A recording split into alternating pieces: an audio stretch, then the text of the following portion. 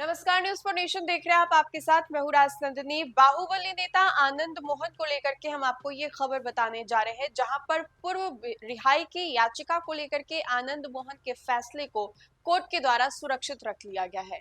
ये भी हो सकता है कि आनंद मोहन की आने वाले समय में मुश्किलें जो है वो बढ़ सकती हैं, लेकिन अभी जो खबर हम आप तक साझा करने जा रहे हैं उसको लेकर के हम आपको विस्तार से बताएंगे। आपको तो मालूम होगा कि आनंद मोहन बिहार की राजनीति में बीते कुछ समय से लगातार चर्चा का विषय बने हुए हैं। जिस तरीके से उनके बगावती तेवर देखे जा रहे हैं, तीखे बयान जो है उनके द्वारा दिए जा रहे हैं, इन सब चीजों को लेकर के आनंद मोहन जो है काफी ज्यादा सुर्खियां बटोरते नजर आए थे। अब ऐसे में उन्हीं को लेकर के हम आपको ये जानकारी दे रहे हैं, जहां पर पूर्व रिहाई वाले मामले की याचिका को कोर्ट के द्वारा सुरक्षित रख लिया गया है।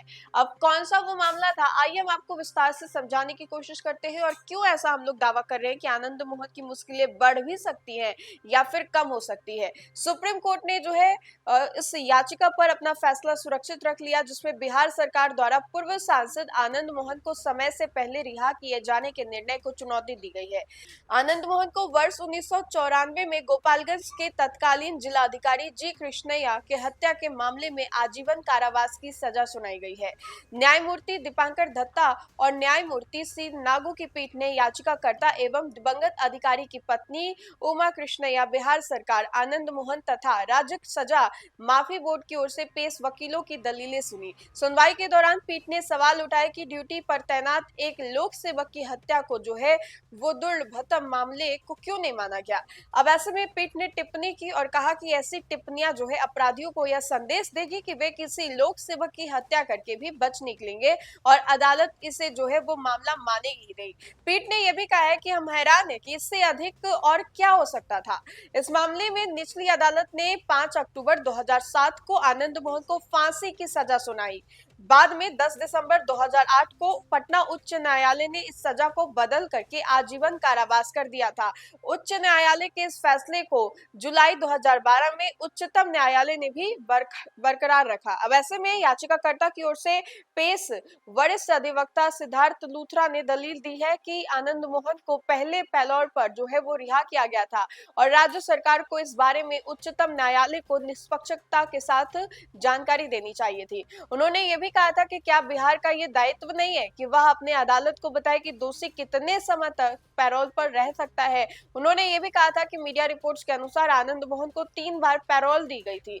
लूथरा की दलील जो है वो सजा भी माफी मांगी थी। अब ऐसे में बिहार सरकार की ओर से पेश वकील ने यह भी कहा कि आनंद मोहन वास्तविक रूप से 14 वर्ष से अधिक की सजा पूरी कर चुके हैं।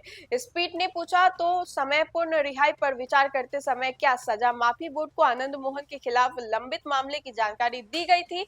अब न्यायालय ने बिहार सरकार के वकील से कहा है कि लूथरा की दलीलों के अनुसार आनंद मोहन को कम से कम 3 बार पैरोल दी गई थी।